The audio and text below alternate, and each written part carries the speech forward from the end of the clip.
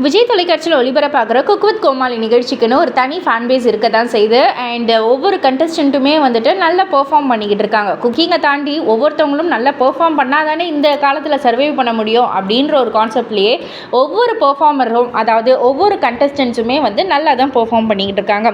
So cook with கோமாளியிலேருந்து ஒரு சில நபர்கள் ஒரு ஃபன் ட்ரிப் போயிருக்காங்க. அந்த ஃபோட்டோஸ் எல்லாம் வந்து ஷேர் பண்ண சோஷியல் மீடியாவில் பரவலாக நிறைய பேர் வந்து ஷேர் பண்ணி நிறைய கருத்துக்கள் வெளிப்படுத்திக்கிட்டு இருக்காங்க.